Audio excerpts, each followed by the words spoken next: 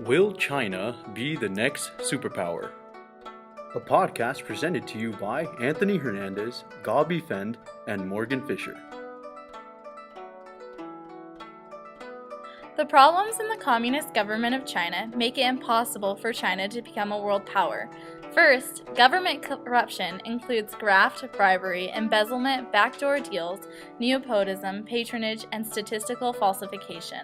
Another problem of the government is when plans are not made sufficiently and China is kept from making serious leaps forward.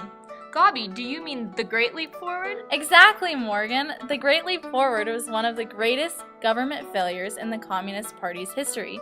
It was an attempt by Mao Zedong to drag China into the age of industrialism.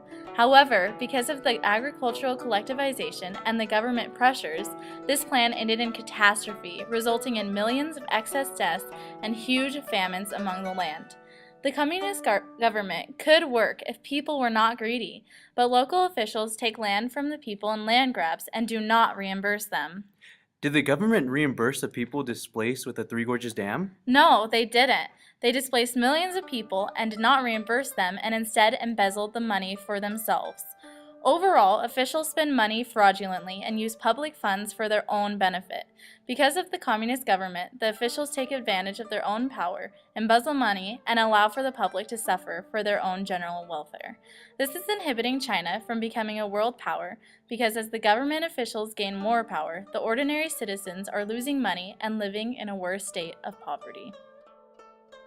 That's exactly right, Gabi. Actually, 172 million people make less than $1.25 a day. That's 13% of the country. Let me put this in a little bit of perspective for you. If you take the people in California, Texas, New York, Florida, Illinois, Pennsylvania, Ohio, Michigan, Georgia, and North Carolina, then you get the amount of people that are in poverty. Morgan, where is most of the poverty located? Most of the poverty is located in China's rural areas, where they have very poor education, causing the people living there to never move up in life, which means that they'll still be stuck making $1.25 an hour all their life. So until China can decrease the poverty, there's no way they can become a superpower, because it is the people that make the country what it is. Now that we've talked a little bit about China's poverty, today we're going to be concentrating also as well as China's military power, especially compared to the United States. It is the oldest ancient empire and ranks as the world's second largest economy in the world. But what about its military power? As we can see on the graph, the differences between China and the US military force. China only spends about $78 billion on its military budget. Compared to the United States' $729 billion spending, the United States spends 6 times more than China in their military spending. The graph shows that there are 0 stealth fighters and no aircraft carriers. Wait, but didn't China just receive a new aircraft carrier this year? You're correct, Gabi. China's first aircraft carrier is a retired Ukraine aircraft carrier bought out by China in 1988. The aircraft carrier was finally handed over to the People's Liberation Army of China on September 23, 2012. This is really good, but like it was said by General Lang Guanglei, there is a big gap. China is big and has many different capabilities with its economy. But unfortunately, compared to the United States military, China is still 20 years behind in technological power. So for the Chinese military to compete with the United States government would still be very difficult.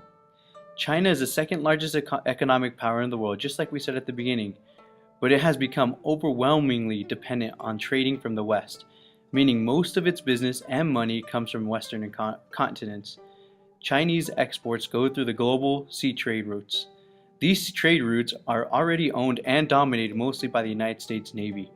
This would make China very nervous about wanting to cause any type of war with its Western partners, due to the fact that the United States could just put a blockade on Chinese trade routes and causing them to lose the majority of its business and money.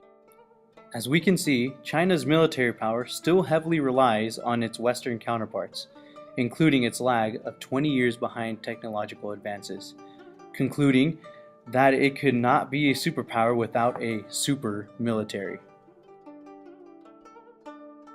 In conclusion, the government is too corrupt and has too many far-fetched ideas that cause more destruction than actual improvement. The poverty in China is becoming an ever-widening gap between the rich and poor, the poor being the destitute majority. And the lack of military technological advances make China vulnerable to the power of other nations. So will China be the next superpower? No, they will not, and these are only a small handful of reasons why it won't.